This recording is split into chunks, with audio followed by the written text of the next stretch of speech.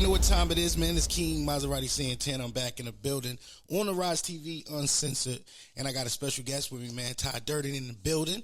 How you feeling? What's happening with you, brother? Absolutely, man. I'm glad to have you on the platform. You know what I mean? It's a pleasure to have you up here. Yeah, we've been talking about it for a minute, bro. Yeah. So we finally made it happen, man. For sure, man. So with that being said, I want to jump into this interview. I want people to understand who you are, people coming from my audience. You know what I mean? Understand who Durden is, man. So give me the backstory on who you are, where you from, and all that good stuff. Yeah, man. Like, I'm just a country nigga, man. Like, honestly, from Augusta, Georgia, man. Again, really, I came here to Charlotte in 2005, man. So really, I know Charlotte probably better than anywhere, really. You know what I'm saying? Like, I done been here for so long. I done been here almost half my life. So, you know what I mean? It's been a cool little place.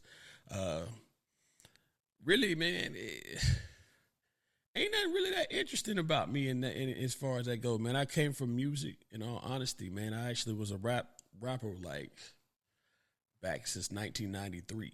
You know what I'm saying? And then, like, that's how I decided to just hop into this movie thing, because I got tired of having to pay niggas to do my music videos. So I'm like, shit, I might as well go ahead and hop into this movie thing myself, man. You know what I mean? Funny thing about it is, like, you trying to hop into the industry that you knew nothing about. Yeah.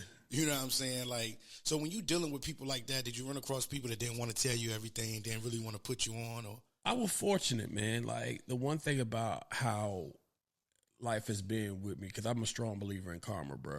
You know what I'm saying? I believe that a lot of things, how you carry yourself, will carry you through. You know what I mean? And I was fortunate. When I came here, I was actually just doing, music on my own, still kicking it with my people back in Georgia and all that stuff. And, I would, kind of go back and forth, but I really wasn't on the scene like that. It was probably about like 2015, I had linked up with a director named Dwayne Etheridge, who was helping me with the, filming my music video. And so I was like, okay, cool. I was kind of digging what he was talking about. And he was saying he does movies. And so one day he was like, hey, man, can you help me on set? And I'm like, on set? Like, I'm about to fuck this up for you, man. I don't know what to do, man. Like, but me, I'm brave and stupid. That's why I tell people, man, I be brave and stupid. I'm down to try something. So I'm like, okay, cool. I'm like, what you need me to do? He's like, man, I just need you to hold the camera and just see what's going on. So I'm just watching everything. You know what I mean? Like, I'm a sponge with stuff. I watch, and I was just observing. And I just kind of fell in love with the culture. And I'm like, yo, this is kind of dope.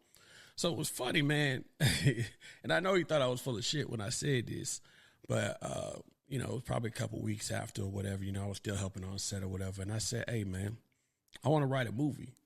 Now, I know what I be thinking when niggas say that to me. You know what I mean? Like, okay, I hear you, man, but you don't know what that takes. So, he's like, yeah, okay, cool. You was trying to be kind of cool about it. But, I know in the back of his mind, he's like, yeah, right, nigga, you ain't going to do that shit. About a month later, I wrote a full feature. First movie, full feature. Like, a lot of people don't understand. Most directors, especially on the local independent scene, have not even got to the point of a full feature, because you got to write like 70 pages to do a full feature at minimum. So, I mean, again, brave and stupid. I just really got into it. It was like a murder mystery cop drama joint, and I didn't know anybody, so I had to star in it. I knew how to edit, so I was like, okay, cool. I had to star in it. I had to direct. I had to edit it. I had a lot of music on it. I had to have my camera on a tripod a lot of times because I didn't really know nobody like that. So I had a couple actors who knew Dwayne or whatever that were getting on the movie with me, and that's how I met my business partner, Renaissance Jones, who I've been rocking with ever since. And so at that point, it just kind of went from there. I was like, okay, you know what? I made it through that first one. I don't want to do another. So my second one, full feature, went into a horror movie. And that's where I learned the most important life lesson. If you ain't got the money, don't make no horror movie, dog. Straight up, bro. So you got to have money if you want to do a horror film. But, again, you got to understand when you're talking about a horror movie, man, you got to suspend your disbelief, bro. And when you ain't got the money for the effects and all that shit, that shit can come across looking stupid. Now, it didn't look as bad as it could have looked, you know what I'm saying? But at the same time, I try to be a critic and honest with myself. You know what I'm saying? A lot of people be like, yo, man, that shit was dope for a second movie. But at the same time, looking at it now, I'm like, nah, nigga, like that wasn't it. You know what I'm saying? But it was cool, though. I appreciated everybody who was a part of it, though. Facts. So we talking about multi-award winning creator. You feel me? So, like, that's big, bro. You know what I'm saying? That's big. What did you do that you felt like most couldn't do? Well, a lot of times, and that's just keeping it a pound. First of all, a lot of people don't move the same way in the film world. A lot of people, you got two types of directors, and I got love for both of them. But you got two types. You got your purists and you got your hustlers, just like music, no different. And you got the ones who really make great work, and they take their time with every single thing, but they don't really push it. They're like, okay, this is dope. I'm going to tell my few people about it, maybe put it in a film festival, but that's it. They don't really market their shit. And then you got the hustlers who just crank out. And then at the same time, sometimes content will suffer because of that. So, for me, I learned how to do both. I learned how to, put quality as far as out there, but at the same time, market and promote and really get out here and network with people and connect. A lot of people don't have a plan. I had a plan. I knew where I wanted to go with this back in 2017. I said, okay, I knew what was going to happen with my series North Cac way before it got to the point where it was at, because I knew it was a plan. You know what I'm saying? So, I mean, writing aside, there was a plan behind it. Absolutely. Director, writer, you know what I'm saying? Like, you so many things, bro, and it's like wearing that many hats. You know what I'm saying? I beg the question, which one do you like doing the most? Listen, as far as doing the most, I enjoy acting the most. You know what I mean? Because you get more joy out of it, because the better you get at it, the better you learn how to really just become the character. Like, a lot of people, and again, I ain't knocking nobody, but the truth is the truth. You know what I'm saying? Some people just be themselves in a whole bunch of roles. Like, they just got lines and they still being them. They're not trying to become a different character and shit like that. The challenge is psychologically becoming that other character to the point where people who know you like, yo, that's nothing like you. But, you became that character so much you believed it. And so that's really a challenge of the mind. Directing would definitely be my next, because you creating something from nothing. You feel what I'm saying? A lot of people don't understand it. A lot of people think the directors just stand there and look important. But, the amount of stress, a lot of people couldn't handle it. You know what I'm saying? Because it's a lot of stuff going on. You pretty much got to make sure your crew's got everything down together. You got to make sure the actors is on point. You got to make sure you're watching continuity. You got to make sure that stuff is, you're paying attention to everything. You got, like, your head's on swivel the whole time. And a lot of times people dealing with the stress of what's going on and everybody asking you everything. It ain't like you just sitting around here and, now as you get bigger productions, you got second ADs, first AD, all that kind of stuff. Me, at the time especially, I had me. So everybody was like, yo, Ty, tell me this. And then you had to fix whatever problems was on set in addition to what you had to do. So it's a lot going on, man. But it's all part of the game, man. I love it all. Absolutely. Listen, I want to jump right into the North Cac series, bro. Let's talk about the cast. Let's talk about the whole vision of the whole series. Walk me through that. Okay, so on the story side of it, think of kind of like your Empire, your Power, your Wire, that kind of vibe. It's that kind of drama and everything like that. It's based, of course, in Charlotte. The one thing that I want to make sure I did with the North Cac story and kind of the foundation was promoting the culture of Charlotte. You know what I'm saying? Like, again, one thing about it, Charlotte's always showed me a lot of love. And the fact that I could come here from Georgia and make a series called North Cac and get nothing but everyone's blessing, I felt like I had to go that much harder and bring everybody in. So the one thing I try to do with North Cac is try to make sure that every kind of art and culture is in it. You know what I mean? I've brought in battle rappers. I've brought in actors who are actors in real life. I brought in people who are rappers, singers, artists, like actual artists, theater people, businesses. Like, again, one of my biggest, a big shout out to him always, to my dog, Mr. Charlotte, one of the first people who really rocked with me on this series. He appears as himself. And then again, if you watched season 1, my character, as a homage, every episode, except for the season finale, every episode I wore something Charlotte, just to show, love to that. But I want to make sure I was promoting businesses, the whole culture of Charlotte. So you see a lot of different buildings out here. You see a lot of different places that basically the vision was this. If you come to Charlotte for your first time and you've watched North Cac this whole time, you should feel like you know Charlotte before you get here. You know what I'm saying? One of the people who I was interviewing, Miss First Lady, big shout out to you. She was saying, because she was out there in the Columbia area, and she's like, when she moved out this way and would be out this way, she saw North Cac first, and then she would realize she started seeing some of these same people. She started seeing some of these same places. Again, you go to, for instance, shout out Power 104, my dog Holiday. You go to Power 104. Power 104 really is there. It's really a radio station, and Holiday really is Holiday, even though he's a character in the show. So a lot of it is basically it's that fourth wall break, you know what I'm saying, where it's like, okay, I'm coming to Charlotte for the first time. I feel like I'm immersed in Charlotte.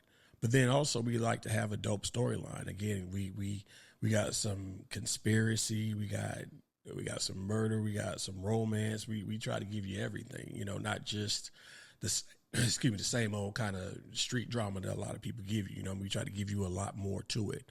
So, again, it's pretty much a big part of the culture, in my opinion. So let's talk about some of the cast members that was up there. Who did you enjoy watching and probably teaching on set and things like that?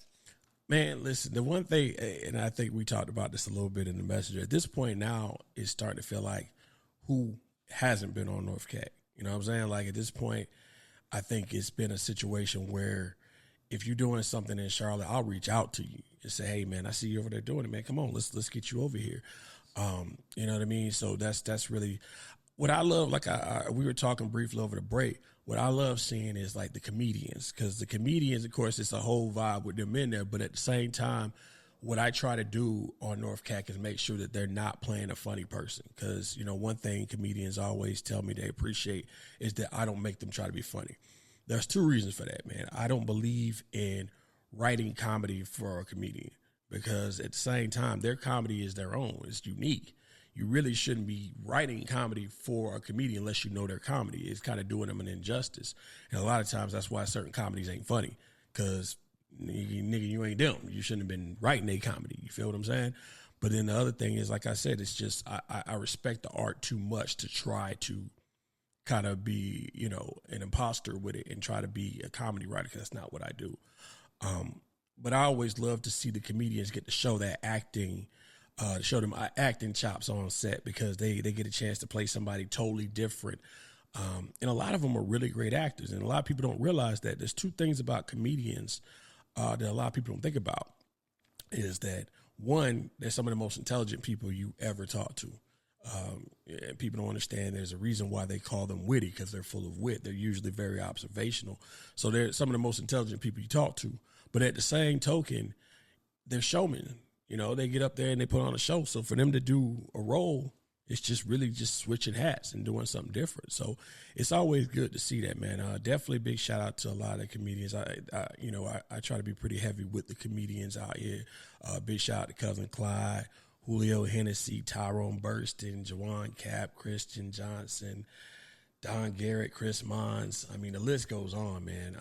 I don't want to forget nobody, but when it comes to the comedy community, I try to be really heavy with them, Absolutely.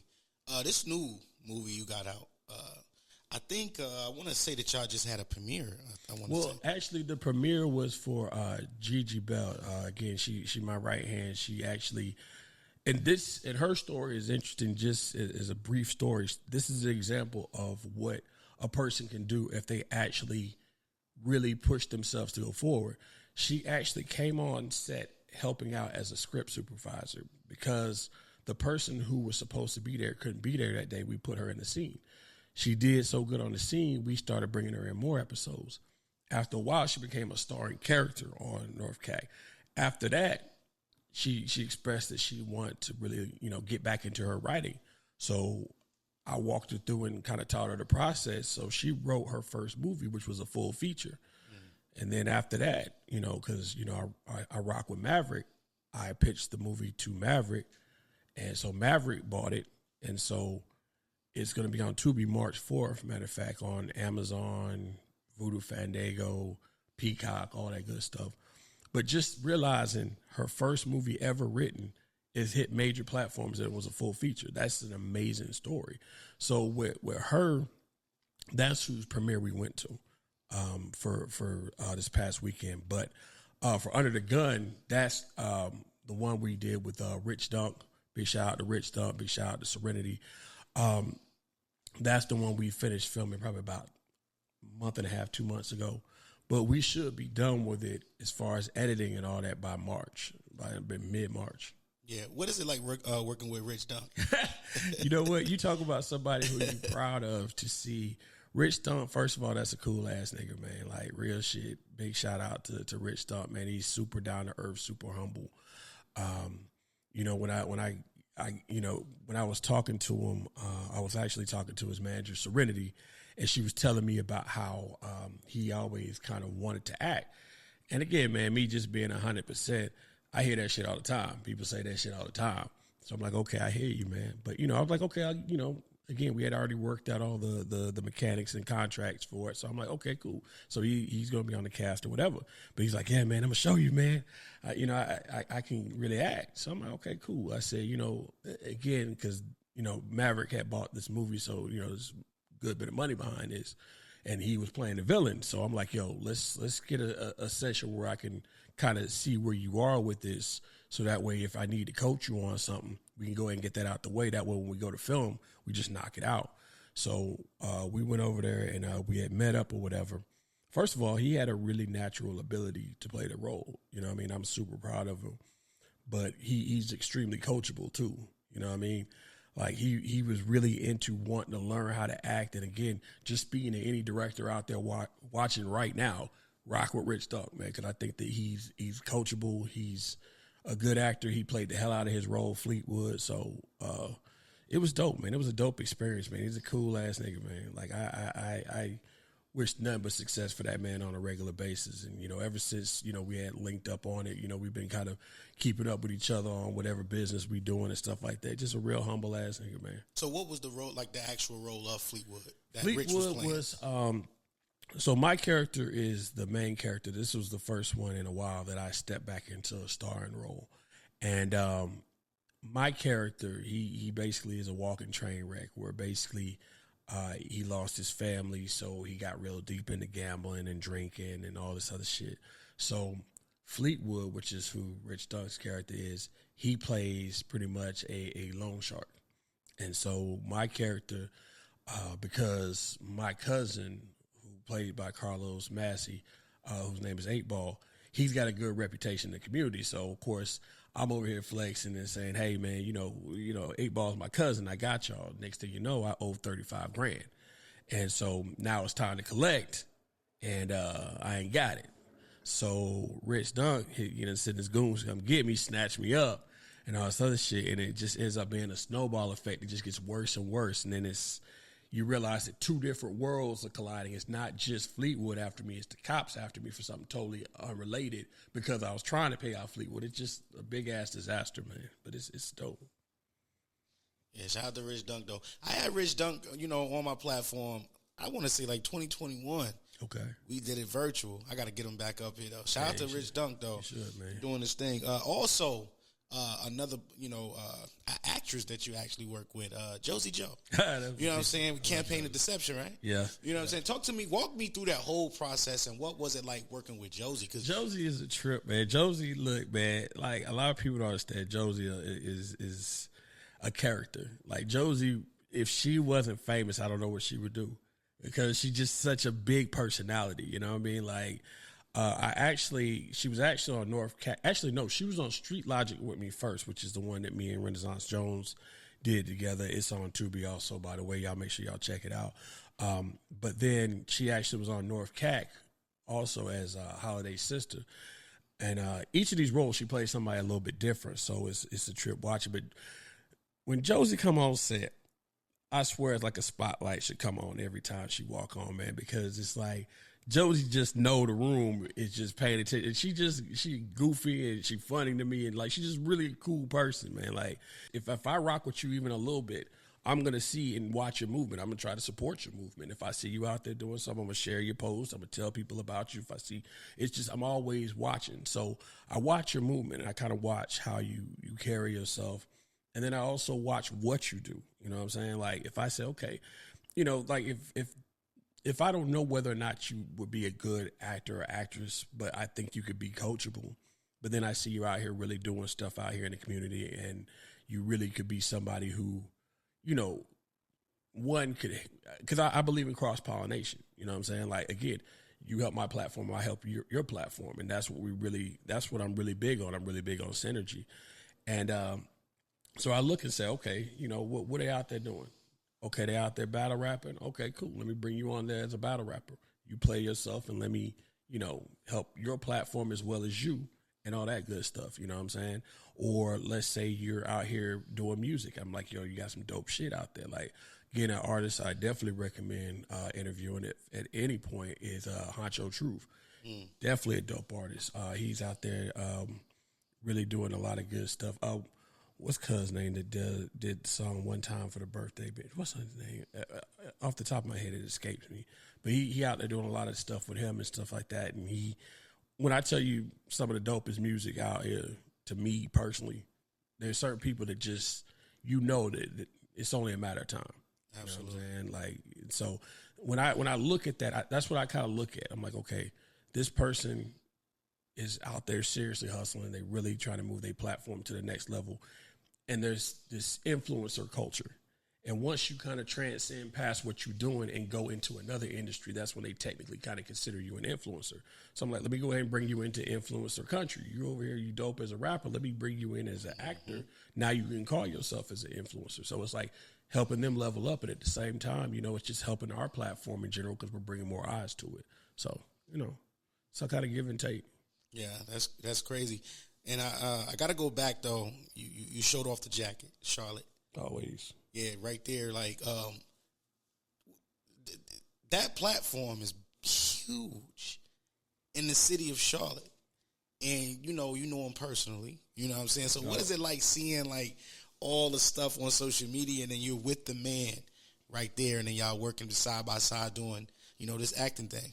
Well, you know, again, man, the one thing I try to do is have a real rapport with everybody. Like, it's one thing to know people. Like, people talk about their network, and it's cool you know people. But it's like, if I can't walk up to you and we see each other at the bar or the club and we start having drinks and joke and talk shit, then it ain't no real rapport. You know what I'm saying? If I don't have your personal number, we don't talk to each other every so often about certain shit we need to do or certain things we try to do, you have a real rapport. With him, like I said, since day one with North Cag, you know what I'm saying? Because I told him what I was trying to do, and I was like, yo, man, I said, I really am looking for like a clothing sponsor for this series. And, you know, and I told him, I said, you know, off cuff, you know I'm new, so I'll go ahead and put some money in. He's like, okay. I put a little bit of money in, but then he matched it. And then he got me even more stuff. And he's like, okay, you know, I'm going to rock with you. And, you know, we've been rocking with each other every project. Like, every project I'm in, you will see me wearing Charlotte. Every project, from Street Logic to Game of Love to Counterplay to North Cag to Under the Gun, everything that I've ever been in, you're going to see me wearing Charlotte. You know what I'm saying? Because, again, I take that kind of loyalty to heart. You know what I'm saying? Like, you didn't know me from a can of paint, but you rocked with me and you were willing to bet on me. So I try to do my part. You know what I'm saying? Like, if you betting on me, I'm betting on you. You know what I'm saying? So straight like that, you know. Also, I gotta bring up the Queen City Awards. Mm-hmm. What was that like, winning 2 awards in Charlotte? Man, listen, that was crazy because, you know, I've been nominated, I want to say about 6 times, and it wasn't until like the 4th time. You know, again, the first year, man, I thought I had it in the bag. I was like, yo, I got this. I'm going to get it. I lost to my nigga Change Picasso. And it was funny because I didn't know who Change Picasso was. And the story behind that's funny because, I was like, man, I knew I had it locked. I was like, everybody I knew had voted for me, blah, blah, blah, blah. And then when they called Change Picasso, I said, who the fuck is Change Picasso? And, I was mad as hell, but I was just like kind of to myself about it. Probably a few months later, went around and, because of course, mutual circles and shit. And so I met Change, and Change came to the radio station. I said, oh, you changed. I said, nigga, I was mad at you. He's like, what you talking about? I said, nigga, that videographer of the year, man. I said, nigga, I thought I had that in the bag. And I was like, man, who the fuck is a Change Picasso? That nigga started cracking up. After that, me and that nigga were like this, man. Like, I told him, I said, nigga, but I'm proud of you. And then every year after that, because again, for the first few years, he was winning it. So, I mean, again, you think I won the motherfucker. I'm talking about he got it. And I be running down the aisle, and I go meet that nigga, we dap up, because I was just happy for that nigga winning. You know what I'm saying? Like, I'm glad if I didn't win, my nigga Change won. Mm-hmm. You know what I'm saying? Like, I'm glad it was somebody who really deserved it. He put in the work. So, what I mean? At the end of the day, it wasn't until I got my turn on the 4th. And then by then, again, niggas still showing me love. And that's how it was. And then it was a crazy feeling because I didn't really expect to win it that year. So much so that I didn't show up. Damn. I had shit to do that night. And I remember I was at the radio show. I was big shout out again to Power 104. I was doing North Cac Radio. And all of a sudden, my co-hosts, Gigi and Coco, text me and said, you won. And, of course, I'm doing the show, and I looked down, I'm like, fuck? I said, hey, man, a big shout out to my dog, Frank, for sure. I was like, hey, Frank, hey, nigga, I just won a Queen City Award. He's like, what? And so, of course, we celebrating and all that shit. So I was like, okay, bet. I was just like on a high for the rest of that year. And I didn't really think I was going to get it again. But fuck around and got it again. So it was just a dope feeling, man. That's what's up. And listen, before we close out, man, give me some shout outs, man. Anybody out there that fuck with you? I be so scared to give shout outs because I know like so many motherfuckers that I want to shout and I forget them. But I'm gonna try to get them all in as much as I can. Of course, big shout out to my nigga Charlotte. Big shout out to that nigga Kaya with the other Charlotte clothing. Big shout out to trying to think of all my big shout out to STFU clothing for sponsoring us on Under the Gun. Big shout out to Mass 92 Apparel. Shit, I don't forget somebody and I feel horrible about that shit. Well, all the clothing brands affiliated with Under the Gun, man. I feel like I'm gonna forget somebody if I keep trying to think too hard about the shit. But then big shout out to all the radio people out there. Of course, big shout out to Power 104. Big shout out to that nigga Chuck T. No Limit Larry, all the motherfuckers out there doing their thing in the radio world. Big shout out to, of course, my whole North Cac family, man. That way I don't forget none of y'all niggas because I know there's we got a cast of 165 people. I ain't gonna remember everybody. So big shout. If you my North Cac family, you know who you is. Love y'all.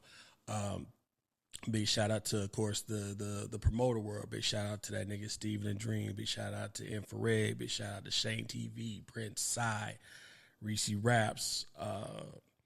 Shit, if you out there promoting, you doing your thing. Big shout out to all the film directors. I try to at least touch a little bit of each of them. Big shout out to, of course, my nigga Renaissance Jones, always, for being my mentor and my dog through all this shit, man. Big shout out, of course, to Gigi Bell. Big shout out to Quentin, Lil Jon, Fred Forte. Big shout out to Get You One out there at Charleston. Big shout out to my nigga Charles Mills out there in Columbia and Charles Jr. Dirt, all them niggas. Shit, because again, I know I'm gonna forget niggas, so I'm trying to at least make sure I'm touching the main points. But yeah, man, I mean, because I know I'm gonna forget niggas. I'm just gonna say, man, if you rock with me, y'all know who y'all is. Y'all know y'all got love all the time, man. And of course, big shout out to you there, bro. Big shout out to On the Rise TV, man. Yeah, you know what I mean? Just making a nigga feel like I'm important doing some shit out here, man. You know what I mean? Big shout out to you and your platform, brother. And definitely plan on working with you more in the future there, bro. You already know what time it is. Hey, appreciate you being on, you know what I mean? Ladies and gentlemen, Ty Durden, you already know what it is. I'm going to catch y'all on the next one. Show.